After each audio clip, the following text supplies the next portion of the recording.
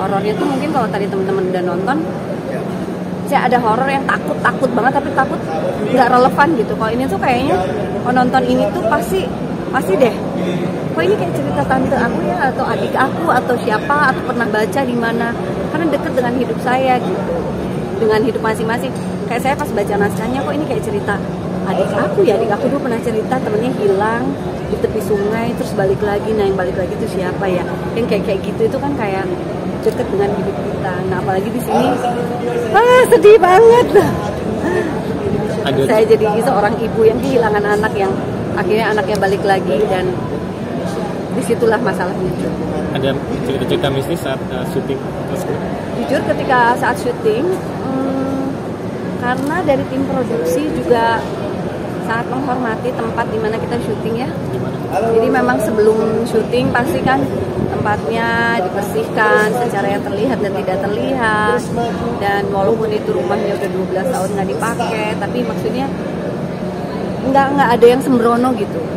Jadi kalau serem nggak, merinding iya, lebih ke karena suasana kita ciptakan gitu ya, lorong-lorongnya. Jadi ya ada juga ya kayak takut ya, tapi nggak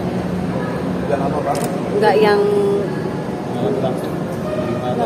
itu nggak ada yang ngelihat langsung apa gitu, nggak ada. Tapi kita larut ke dalam cerita yang kita ciptakan gitu. Memang ketakutan datang ya karena ceritanya gitu. Sebetulnya saya nahan diri, kan saya seorang ibu punya anak 2 ya. Jadi saya ngebayangin tuh, aduh kayak jangan kebawa perasaan, ini bukan anak kamu gitu ya. Jadi kan kita kalau perasaan seorang ibu pasti kepengaruh kan, maksudnya kayak aduh sedih banget sih gitu, aduh amit-amit jangan sampai itu terjadi kayak gitu kan, menimpa hidup kita gitu. Jadi ya ketika nangis dan teriak itu ya saya nggak mau membayangkan tentang diri saya, tapi saya membayangkan peristiwa di dalam naskah itu aja. Karena kalau saya membayangkan diri saya, itu saya bawa ke dalam peran, takutnya saya nangisnya malah nggak bisa kontrol. Sejauh mana memahami atau dekat dengan Primbon itu sendiri gitu? Sebetulnya museumnya Primbon juga kan ada di sini. Jadi itu kan warisan dari leluhur kita. Itu kayak mencatat peristiwa yang dulu pernah terjadi lalu disimpulkan.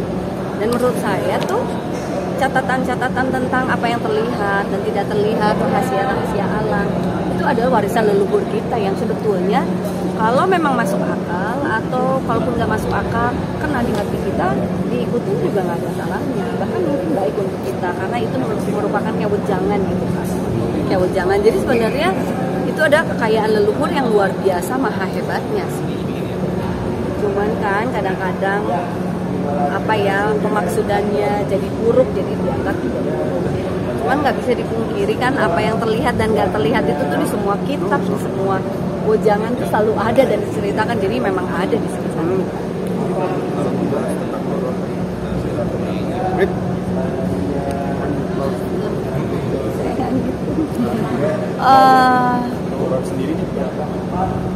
Horor beneran gitu ya.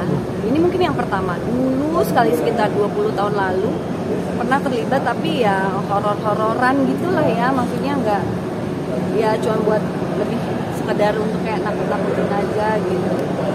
Tapi kok kayak horor yang ada drama kuat dan lain sebagainya, ini baru pertama kali. Sebetulnya dengan primbon-primbon ini ada beberapa yang menurut saya tuh menarik.